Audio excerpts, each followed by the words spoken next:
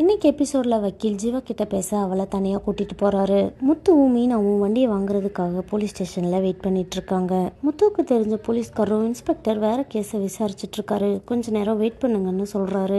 Jeeva lawyer கிட்ட தப்பிக்க ஏதாவது வழி சொல்லுங்கன்னு கேக்குறா. லாயரும் இனிமே தப்பிக்க வழியே இல்ல, நீங்க கனடா போகணும்னா பணத்தை கொடுத்துதான் ஆகணும்னு சொல்றாரு. ஜீவா வக்கீல் கிட்ட எல்லா பணத்தையும் கொடுத்தே ஆகணுமான்னு கேக்குறா. மீனா முத்து கிட்ட நம்ம வண்டியை கொடுப்பாங்களா இல்லையான்னு புலம்பிட்டு இருக்கா. லாயர் வந்து ஜீவா பணம் கொடுக்குறாங்க, நீங்க கேஸை வாபஸ் வாங்குங்கன்னு சொல்றாரு. ரோஹிணி அவங்க கிட்ட இத்தனை நாளா பணத்தை ஏமாத்தி வச்சிருந்ததுக்கு வட்டி போட்டு 30 லட்சமா கொடுங்கன்னு கேக்குறா. ஜீவாவும் மனோஜுக்கு பணத்தை செட்டில் பண்றா. ஸ்டேஷன்ல எல்லார்கிட்டையும் கையெழுத்து வாங்குறாங்க. உங்களுக்கு சாட்சி கையெழுத்து போட யாரு இருக்காங்கன்னு கேக்குறாங்க. ஜீவாவும் இங்க எனக்கு யாரையுமே தெரியாதுன்னு சொல்றான். அந்த போலீஸ்காரரும் ஜீவாவை வெளியே கூட்டிட்டு போறாரு.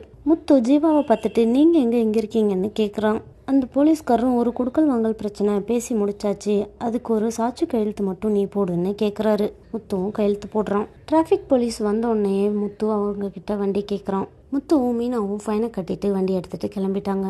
மனோஜும் ரோஹிணியும் ஒரு ஹோட்டலில் உட்காந்து பேசிட்டு இருக்காங்க.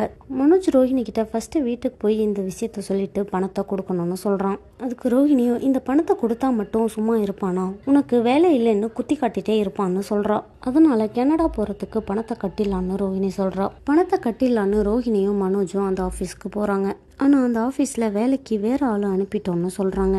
மனோஜும் இப்படி ஆயிடுச்சேன்னு ரோஹிணிகிட்ட புலம்பிட்டு இருக்கான். ரோஹிணி மனோஜ் கிட்ட நாம இந்த பணத்தை வச்சு ஏதாவது பிசினஸ் பண்ணலாம்னு சொல்றா. வீட்டுல இந்த பணத்தை நம்ம ஜீவா கிட்ட இருந்து வாங்கினதா சொல்ல வேண்டாம், ஏன் அப்பா தான் கொடுத்தாருன்னு சொல்லிடலான்னு ரோஹிணி சொல்றா. என்ன நடக்க போகுதுன்னு நாளைக்கு எபிசோட்ல பார்க்கலாம்.